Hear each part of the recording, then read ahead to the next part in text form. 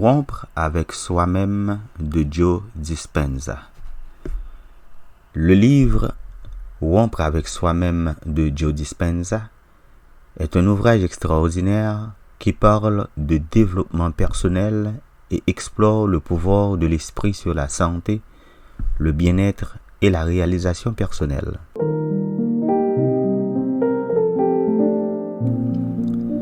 Tout d'abord, qui est Joe Dispenza? Joe Dispenza est un auteur, conférencier, chercheur et enseignant américain dans le domaine de la neurologie, de la méditation et de la transformation personnelle. Il est connu pour son travail sur la connexion entre la science et la spiritualité, en particulier pour ses recherches sur le pouvoir de l'esprit et la capacité du cerveau à se transformer. Il a obtenu un doctorat en chiropractique et auteur de plusieurs best-sellers. Dispenza explore les mécanismes de la neuroplasticité et explique comment les individus peuvent reprogrammer leur cerveau et transformer leur vie. Dans son livre Rompre avec soi-même, l'auteur propose des idées et des pratiques pour transformer sa vie en modifiant ses schémas de pensée, ses habitudes et ses croyances limitantes. Dans l'enseignement d'aujourd'hui, nous allons examiner le contenu de ce grand ouvrage et de voir aussi comment nous pouvons appliquer les principaux concepts abordés dans notre vie quotidienne. La neuroplasticité. Dispenza explique comment le cerveau est malléable et peut être reprogrammé pour créer de nouveaux schémas de pensée et de comportement. Il précise que le cerveau humain est capable de changer et de se restructurer à tout âge. Il présente des recherches scientifiques sur la neuroplasticité qui montrent que nous pouvons créer de nouvelles connexions neuronales et changer notre manière de penser et de percevoir le monde. Par définition, la neuroplasticité est la capacité du cerveau à se modifier et à s'adapter en réponse à l'expérience, à l'apprentissage et aux changements environnementaux. Elle est donc basée sur la capacité des neurones à créer de nouvelles connexions et à renforcer ou à affaiblir les connexions existantes. Dans cet enseignement, je vais vous donner un exemple pratique de neuroplasticité. Supposons qu'une personne ait subi une lésion cérébrale due à un accident vasculaire cérébral, AVC, qui a endommagé une partie de son cerveau responsable du mouvement de sa main droite. Avant l'accident vasculaire cérébral, l'AVC, cette personne utilisait habituellement sa main droite pour effectuer des tâches telles que l'écriture, la manipulation des objets, etc. Après l'AVC, la personne peut initialement éprouver une paralysie partielle au total de sa main droite en raison des dommages causés au cerveau. Cependant, grâce à la neuroplasticité, le cerveau a la capacité de se restructurer et de réorganiser les connexions neuronales pour récupérer certaines fonctions perdues. Dans cet exemple, la personne peut entreprendre une rééducation intensive et suivre des séances de thérapie physique et d'ergothérapie. Ces thérapies consistent en des exercices spécifiques visant à réactiver les régions du cerveau impliquées dans le contrôle et la coordination des mouvements de la main droite.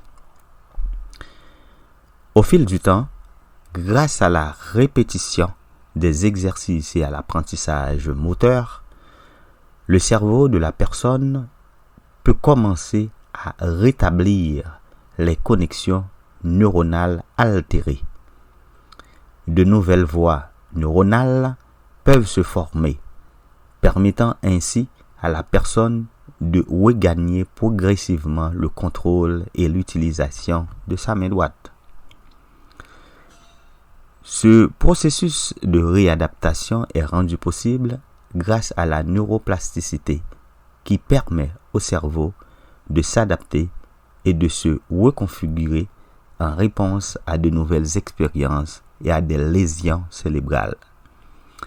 La réorganisation des connexions neuronales est essentielle pour la récupération fonctionnelle après une lésion cérébrale et la neuroplasticité joue un rôle crucial dans ce processus.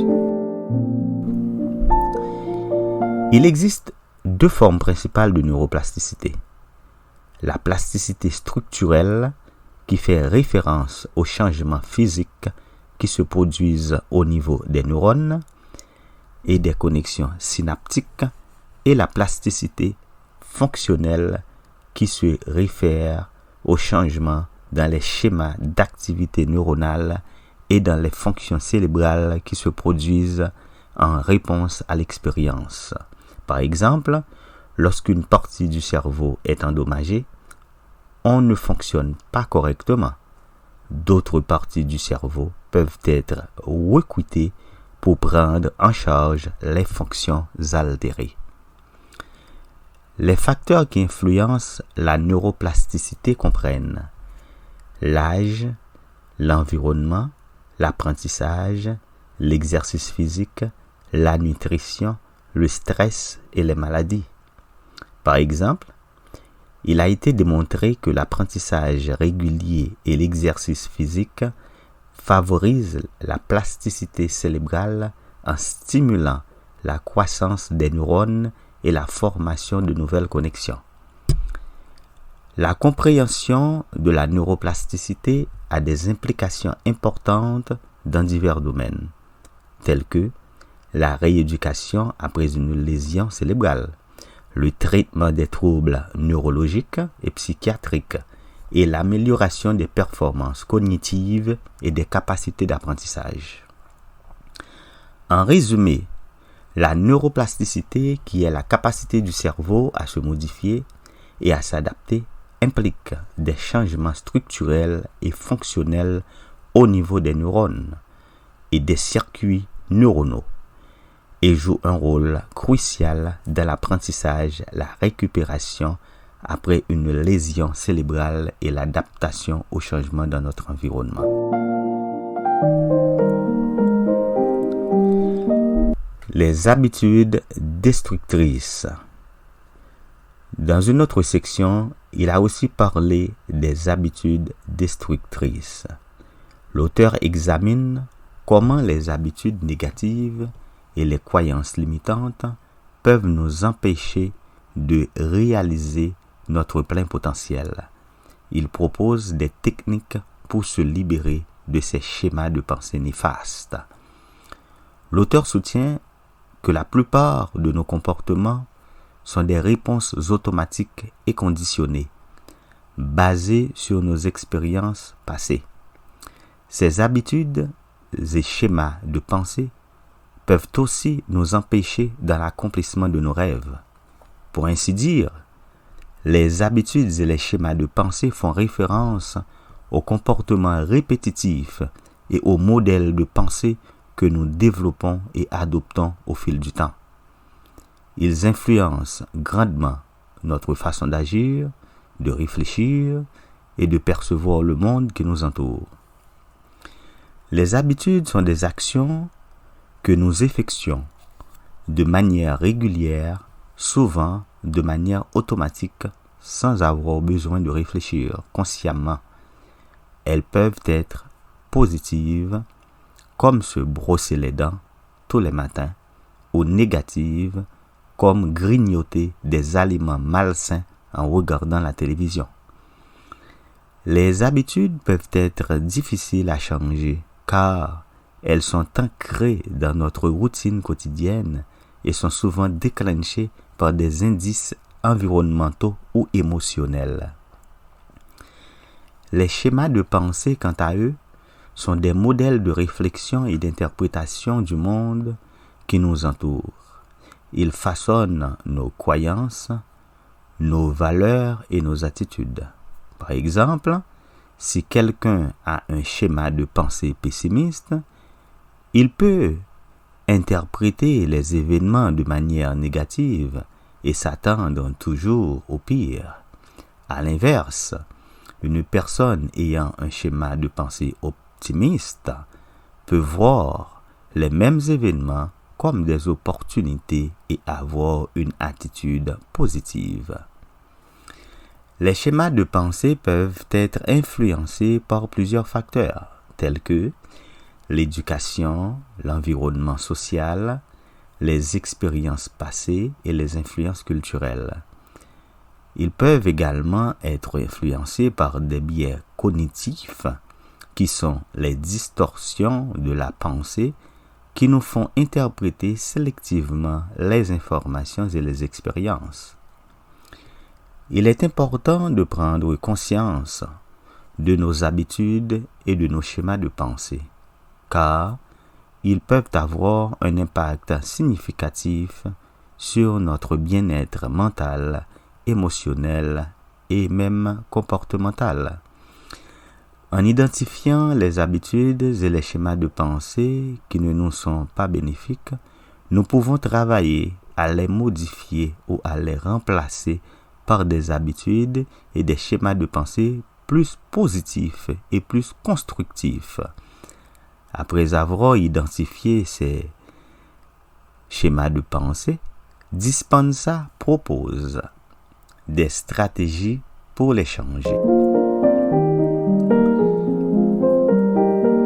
La méditation. Il parle aussi de la méditation qui est une pratique centrale recommandée où il encourage les lecteurs à se connecter avec leur moi intérieur afin de mieux comprendre leurs pensées et émotions.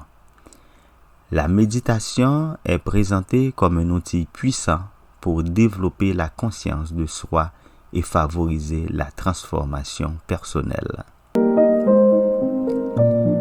La visualisation créatrice. Dans cet extrait, l'auteur met également l'accent sur le pouvoir de la visualisation créatrice. Il explique comment utiliser l'imagination et les visualisations mentales pour créer de nouvelles expériences dans sa vie. En se concentrant sur des résultats positifs et en les visualisant de manière détaillée, on peut influencer son cerveau et son corps pour manifester ses réalités souhaitées. Dispenza encourage la pratique de la méditation et de la visualisation créative pour reprogrammer l'esprit et créer une réalité désirée. Les états modifiés de conscience. Nous pouvons accéder à des états modifiés de conscience tels que l'état alpha ou theta qui sont propices à la guérison et à la transformation personnelle.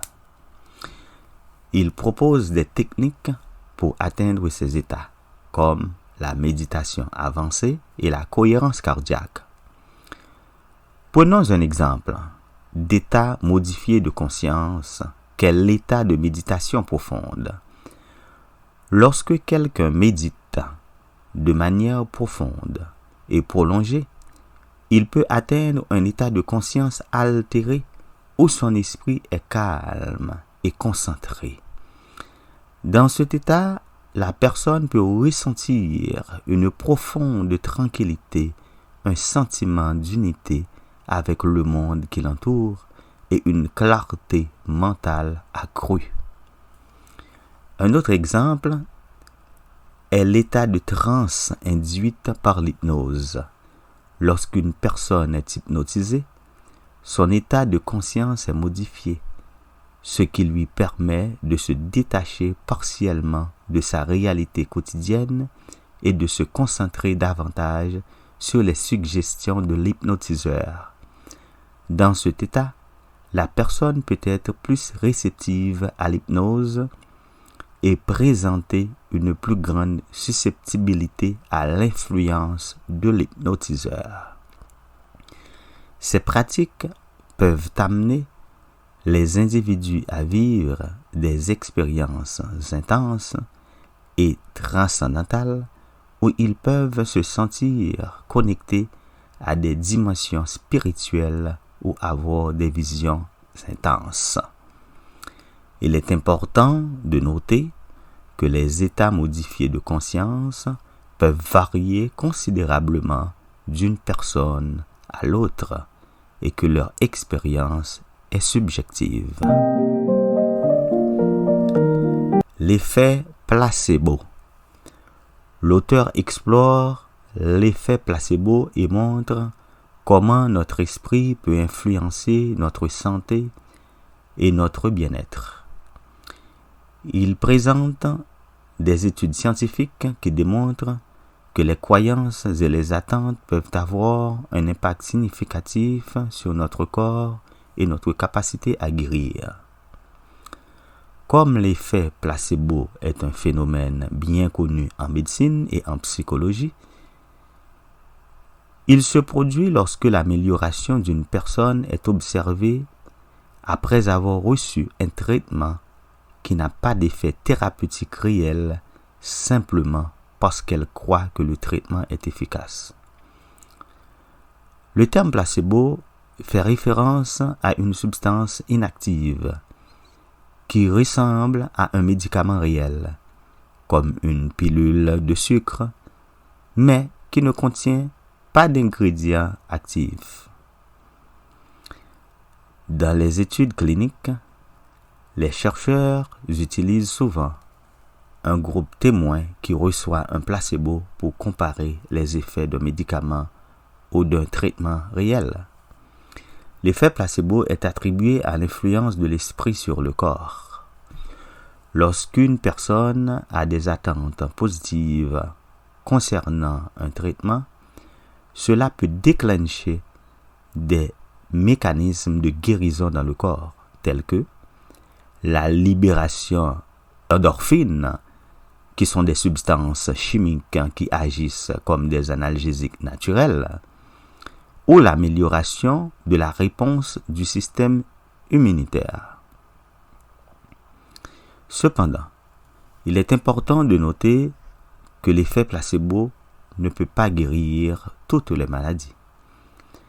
Il peut aider à soulager les symptômes ou à améliorer la qualité de vie, mais il ne peut pas remplacer les traitements médicaux nécessaires pour les affections graves.